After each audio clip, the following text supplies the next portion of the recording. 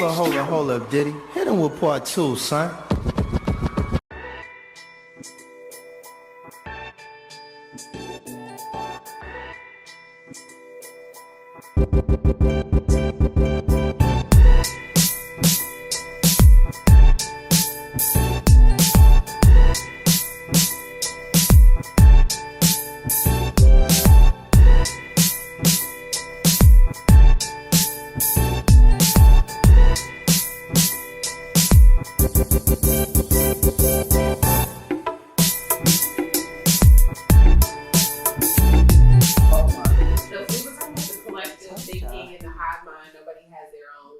Choice anymore because they're being controlled. Yeah. Who's doing the controlling? Oh, you said that's how predictable I am. Yes. Oh, that someone can create an algorithm for you. It's like a switch. Dude, I'm trying to tell you. I just need a point. Oh, that's it. I just need a point. I'm like, oh, I got it. Yes.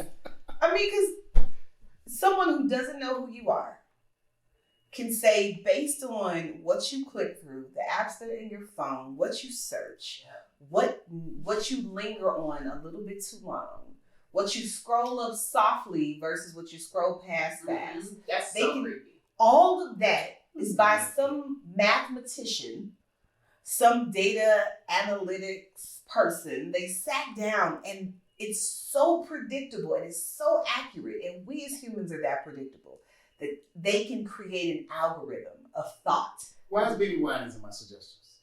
I ain't looking at one, BB. You're a preacher? Don't do anything preachy. You follow churches, and I'm sure you follow. Okay. They look at followers. They connect everything. You know they are like all one big body. They take your data. Just take your whole phone. Anything you do on your phone. Everything you do. Right. Even your sermon notes. I feel like they know. Oh, yeah. I feel like the music apps communicate with each other because I use one specific music app. I have multiple. I use one specific music app to listen to music. When I go into the other ones, they have curated playlists. The same exact music from the other app. And I'm like, oh, they're clearly they're giving all the information to everybody.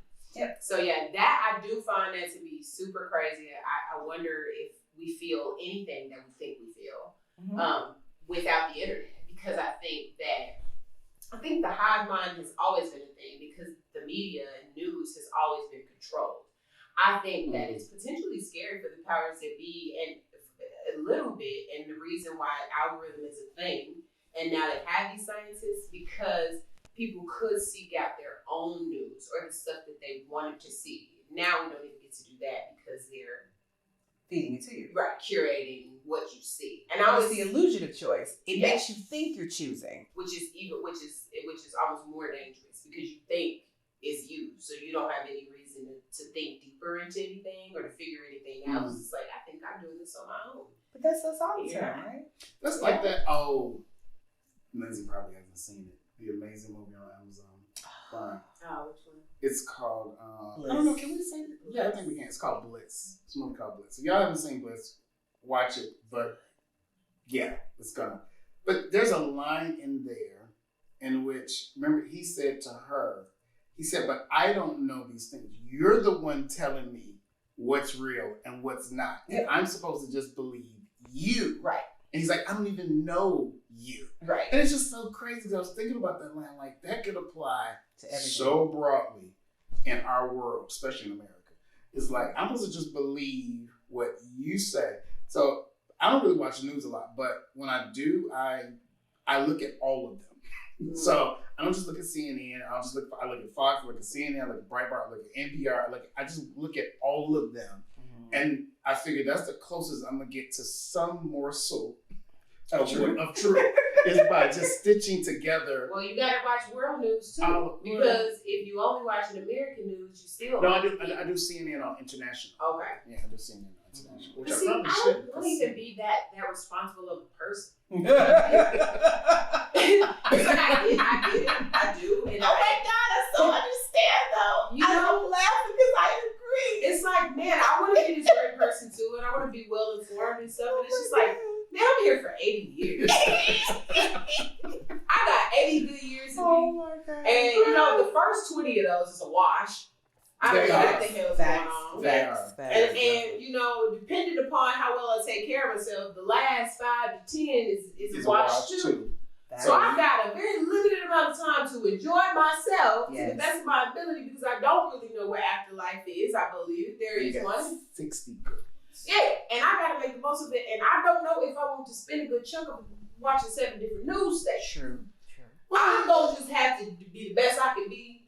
Well, to be honest with you, to be fair, my only motivation for those things is because, you know, I lead people. I think it's important. I have to. Otherwise, I wouldn't do it at all. Cause I think it's important, and I want to have my own mind, and I want to feel like the choices that I'm making are informed in some way. I even think about that about like Black trauma and stuff, and it's like, yeah, it's important, and I want to be informed, and I want to use my, you know, whatever circle I'm in to inform people as much as I know, but it's exhausting. It's exhausting to be this. It's not exhausting necessarily to be a good person, but it's exhausting to be an enlightened and intelligent person. And that's why most people aren't. Because it's work. Yeah. And wisdom actually brings misery. I can believe that. I can believe that. Because you be sitting there thinking like, Exactly. Because you look at so many situations like, this is a mess. You know this could be fixed differently, and you just watch people make bad choices. And even it maybe someone's watching me make a bad choice of watching people make bad choices. Okay, rabbit. That's right? the hole we're going down for sure. It can be. That is you standing in the mirror with the mirror behind you and seeing all those versions of yourself. That's right? That always blew my mind. Yeah. To see all replications. Replications. Yeah.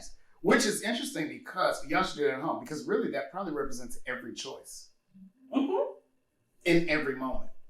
Every single choice. Every word that we say has some kind of direct impact. There has to be parallel universes. Oh, for sure. Absolutely. I wonder what my parallel self is doing. I hope my parallel self is like my ascended self. Like I hope there is somewhere like. When you say ascended, what do you mean? Oh, like just like like maybe the. But what if dope in that universe is like? Is this universe is what I'm doing right now? That girl's over there like, man, I'm so boring. I'm telling her it's like, I think because like think about if you would have made all the good choices your parents would have.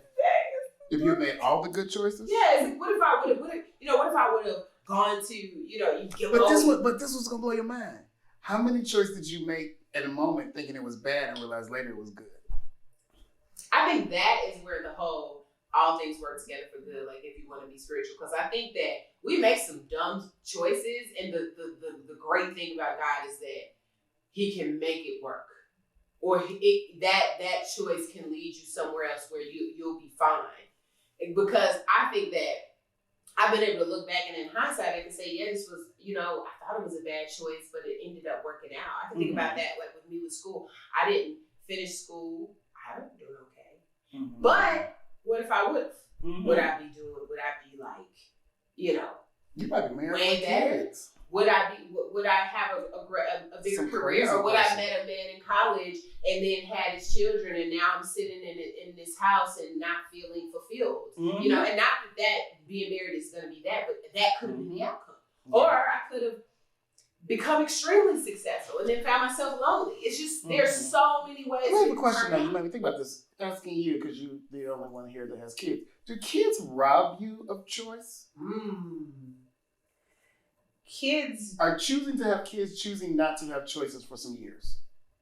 No, because the thing is, kids bring about a new set of choices, right?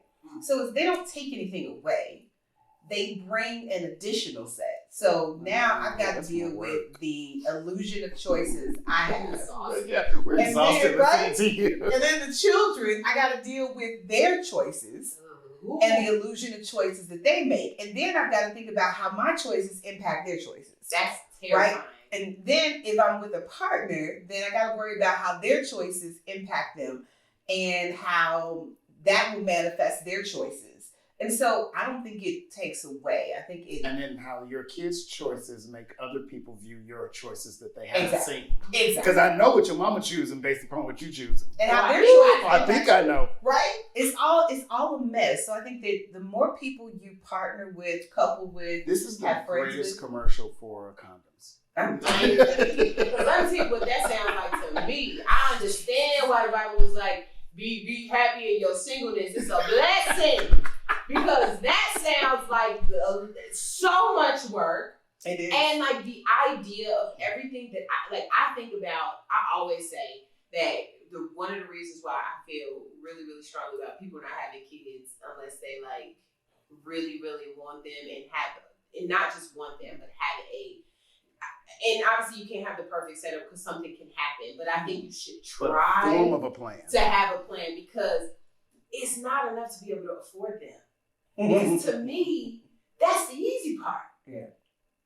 Knowing that what I do is going to teach them how to be angry or how to express themselves or how to love people. Like everything that I do and say, you can try your hardest, you can be the best, you can do everything in your mind is right. And your kid is still going to sit in some therapist's room and tell them the time that you didn't come to their basketball game. And it's like, I did everything I could. And it's going to be that one choice. It's going to be that one turns them into a choice. serial And that killer. is such a burden. It sounds like. That sounds like a lot of work. But you're a product. You're a child. You're someone's child. You are a product of sitting in front of Parallel someone. Universe Lindsey has and kids, all and of she's that. like, I hope She's the other exhausted. man She's ain't watching me like, yes. you do your thing. Yes. Okay. Kill it. That's crazy. Yeah. And sometimes I think we can see our parallel selves. Like, and sometimes I think in other people. Sometimes I feel like people, you can see somebody and you can see choices that they made and they were choices that were presented to you that you didn't take or that you didn't make. And it's like, man, I people that I grew up with and I look at their lives and we were in the same place doing the same stuff. And there's this one. But it's still different though because you didn't live in the same house. You didn't have the same parents. So same choices, right. So the choices are still different. Were different. It's different. They look the same because you guys were set up in a similar environment, right? They look the same, but there's all of these. I mean, if you think of every thought, every single thing you do is a choice, right? Then they're presented with a different set of choices. So their family's choices brought you all to the same situation, right? A same shared experience. So we all have a same shared experience, right? We have a same shared connection, but all the choices that led us there were all different. Yeah, that makes sense. I think because I always think about that. I grew up in the hood, and I don't feel like I don't feel like you just necessarily know that. Mm-hmm. You know, if you see me in a professional setting or something, you wouldn't just know that. And I had a single mother and a father who was on drugs. So I feel like I have these set of choices that so many other people had. And somehow my life turned out different than so many other people. And I do agree. And I think we could really go down the rabbit hole of like how things are passed down generationally or how your choices can reach beyond your generation to like your grandkids, your great-great-grandkids. Because I think that potentially, even though I was in the hood and I had a single mother, I think that the choices of her parents, the family that she came from, and then the family that they came from, you know, being educated or being people that worked really hard or had their own businesses, those are the choices that ended up showing up in those spaces where me and my friends had a choice to make, and they made one and I made another because of the generation of choices that I'm coming with. They prove that trauma can be passed down through DNA, but I think for especially those that have been kissed by nature's son, black folk, melanated people, that the response to trauma is passed down as well. Which, and I learned this when I broke my wrist. Doctor told me, "Oh, don't worry, it's gonna heal. It heals back stronger. When you break a bone, it heals back stronger than it was before you broke it, as a precaution against future breaks." I think the same thing is passed down, and so you come with a toolbox. You come with like people that have had family history of trauma.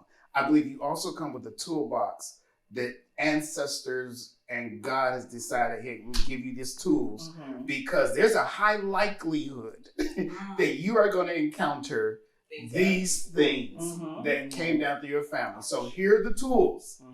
And I think that's why you have folk that experience stuff and another person experienced the same thing.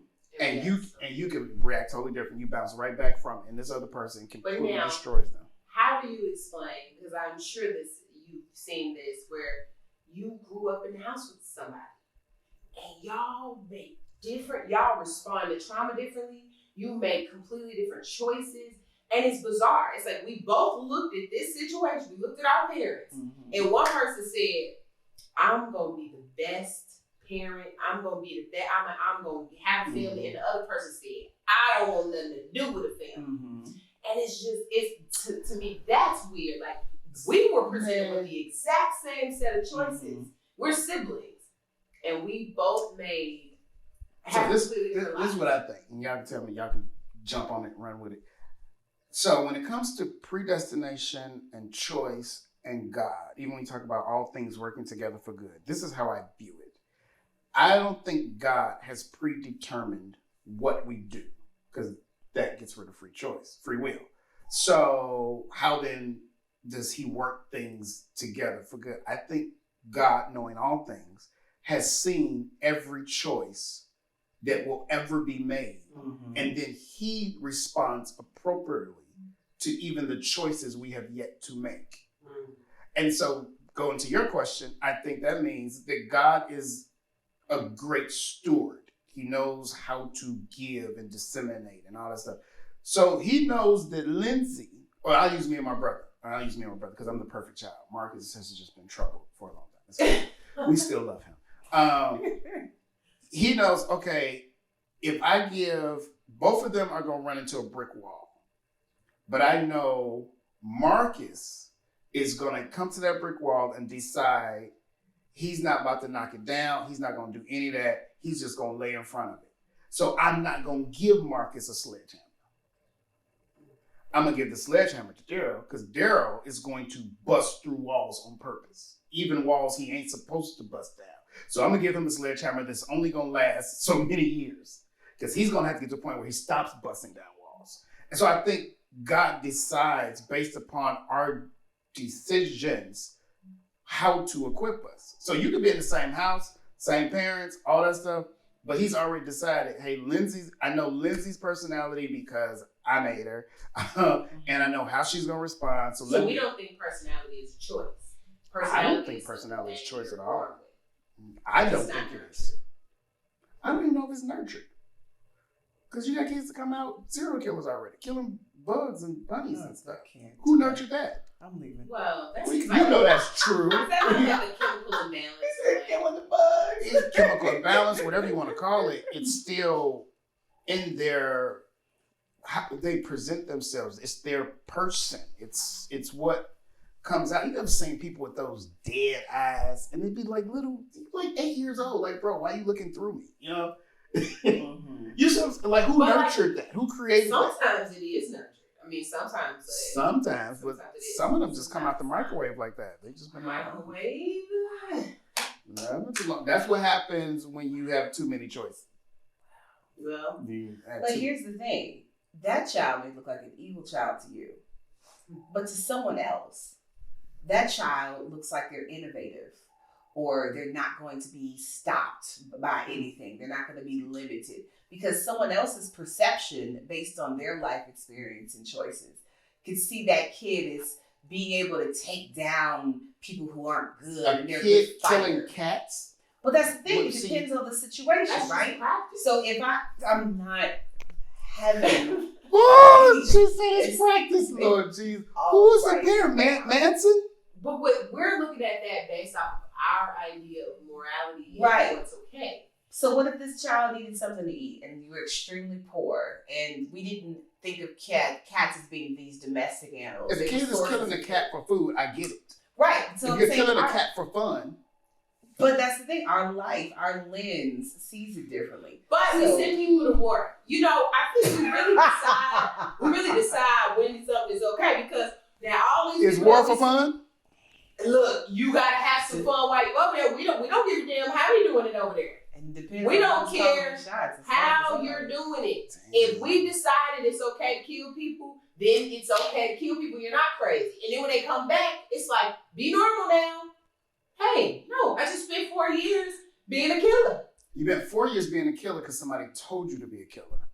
There are people in the CIA and in these weird underground government things, I'm sure they're happening, where they are assassins or they have to kill people for the greater good, kill the few to keep the many, whatever excuses we're telling ourselves to say, we have to do this for us. We are okay with people being killers sometimes. Yeah, I don't even know if we can really argue with you on that one. Yeah. We are okay with people being killers sometimes.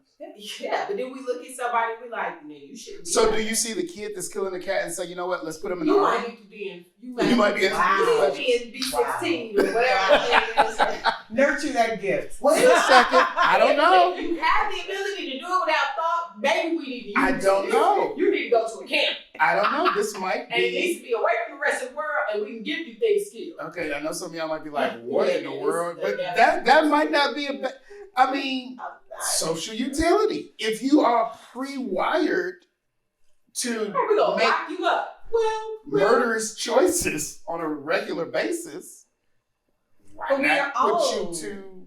pre-wired for murderous for choices sure we are. every day. You don't want to kill someone? No, but I mean, this is the thing. Like we're if all humans are created right equal, we all have this potential, right? We have as Freud says it, you know, we have this super ego that kind of tells us to not do these things, right? We have to regulate it. So I'm pre-wired to do things that What's the untamed part? The id? Yes. Okay. So if I'm pre-wired to just pursue pleasure or to do whatever I feel, think about somebody who's made you super angry, right? Just anybody. And think about what you thought you may want to do to get them back. And then think of what stopped you, right? What was in your mind that said, oh, well, I'm a pastor.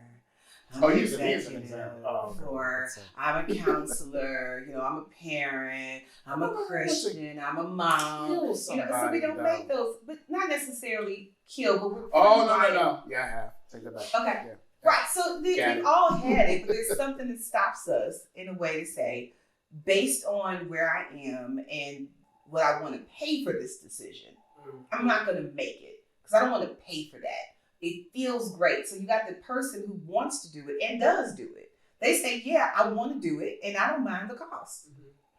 So be it. That's insane to me. Like when we saw the video of the people killing folks in the snow. Oh, that have you was seen this? Crazy. So I don't invite you guys to go look for it. Please don't, but you're going to do it anyway. Yeah, you're going to do it anyway. Some of you are just morbid. And I get it. I understand. Because I watched it. So anyway, these folk in Pennsylvania got into it. These neighbors got into it over shoveling snow. Now, this is, a little bit ago. And so this couple is throwing snow. They get into it with this guy. And dude walks into the house. Now, I don't know about y'all, but where I'm from, if I'm arguing with somebody and they go mid-argument into a domicile, I'm not going to be there when they... but that's a whole other... No, unless I'm ready. Yeah, I don't want a victim shame. But anyway, so he comes back out, and this is the crazy part. I'm going to send it to you because he starts shooting. Because you're watch. He starts shooting. They don't move. They're still yelling and cursing at him. Again, where I'm from, when somebody starts shooting... These people weren't around. No, they weren't mad at it. So he starts shooting, and they're going at him, and finally he hits them and shoots them and walks up to a lady who was laying in the street that he had shot. He walks up to her. He shoots her point blank at least 3 or 4 times. And then he goes and shoots the guy. The guy's not on screen at this point. Dude walks off, goes back inside, goes back in the house. These people are laying in the street moaning. These other people come out, and they're like, what happened? Bro, I'm shocked. Why are you asking me? Why are you interviewing me? Can you call somebody? Yeah. Anyway, so dude comes back out the house. Now, he just shot the one point blank. She's still moving. Mm-hmm. He comes back out with a long rifle. Oh, he wasn't done. Oh, he wasn't done. And goes up to her and says, you should have shut your mouth. And point blank. And then goes to the guy, does the same thing, goes back inside. That's why you got to be quiet sometimes. Wait, so he goes back in the house. He doesn't run. So I'm watching the video at this point trying to see, like, am I going to see him bust out of the truck? And, you know, he never leaves the house. Police pull up, he shoots himself. He was done. He was done. He had enough. He had enough. And the article talks about they had been having. Was this during quarantine?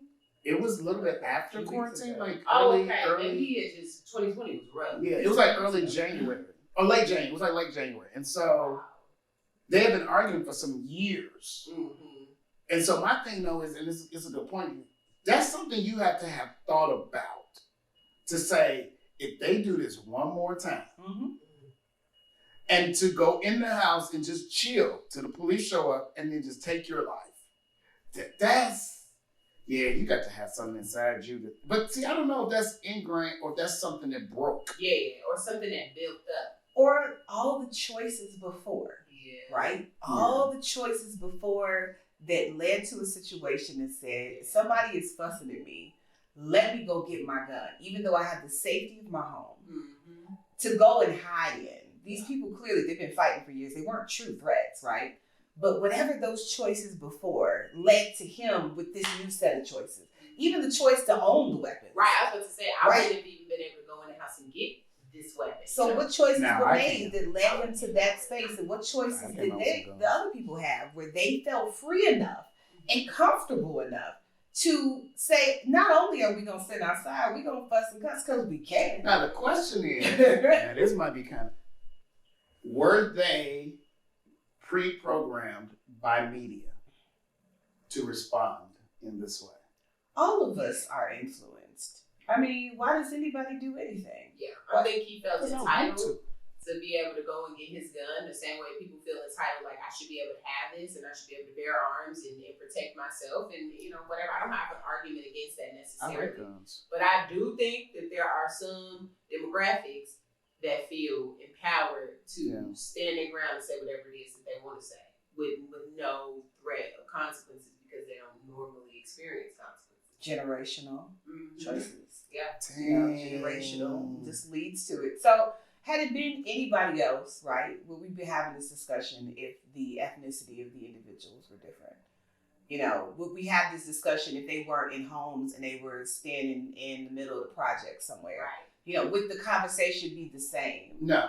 Right. But why? Based on I would say that their set of circumstances would lead them to a place where they would rob people and kill people without any thought. If you put people in an environment where there are limited resources, that's the perfect environment to create a murderer. Because at the very core, there is an animalistic need to survive and be able to provide for the people that depend on you. And if you put people in a space where they don't have the ability to do that, or they're surrounded by people that don't have the ability to do that, I think that their behavior isn't going to be normal. Mm-hmm. It is normal for where they are.